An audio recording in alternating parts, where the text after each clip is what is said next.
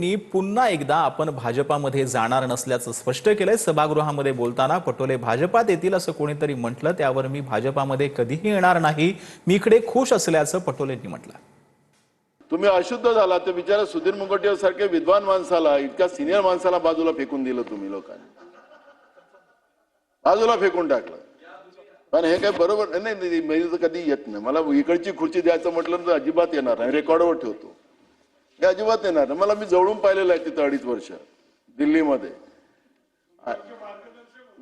मी 2.5 वर्ष तिथं होतो, त्याच्यात मी जवळून पाहिलेलं आहे। तुमचे जे नेते आहेत त्या नेत्यांना मी जवळून पाहिलेलं आहे, त्याच्यावर मला चर्चा करायची नाही आहे, पण मी कधी पण येणार नाही, तुम्हाला सांगतो।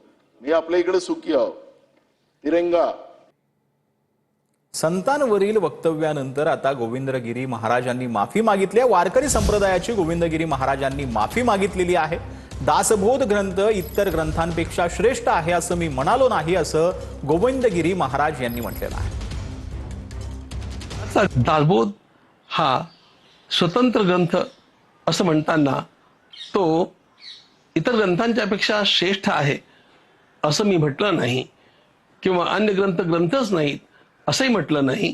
तो वेगळ्या प्रकारचा ग्रंथ आहे इतकंच मला रचनेच्या दृष्टीनं म्हणायचं होतं। पण विद्वानांनाही हे लक्षात येणं अवघड होऊ लागलं, म्हणून सामान्यातल्या सामान्य भाविकाचा कुठल्याही प्रकारे गैरसमज होऊ नये या दृष्टीनं मी अत्यंत विनयानं माझे शब्द मागे घेतो आणि आपल्या श्री दणवांच्यापासनं माऊलींच्यापासनं आरंभ होणाऱ्या संत परंपरेला साष्टांग प्रणाम करीत मी माझ्या प्रमादाची क्षमा याचना करतो। तर पश्चिम बंगालचे राज्यपाल आनंद बोस यांचा राजीनामा झालेला आहे। पुढील महिन्यामध्ये पश्चिम बंगालमध्ये विधानसभा निवडणुका होणार आहेत। निवडणुकांपूर्वीच राज्यपालांनी राजीनामा दिल्यानं चर्चांना उधाण आलं।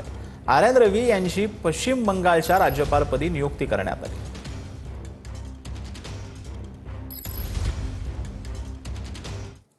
तर कृषी विभागाच्या कार्यालयाबाहेर अद्यापही कोकाटेंच्या नावाचा फलक पाहायला मिळतो। कोकाटेंनी राजीनामा देऊन 2 ते 2.5 महिने झाले, तरीही कृषी विभागाच्या कार्यालयाबाहेर कोकाटेंच्या नावाचा फलक जो आहे तो अजूनही असल्याचं पाहायला मिळतं।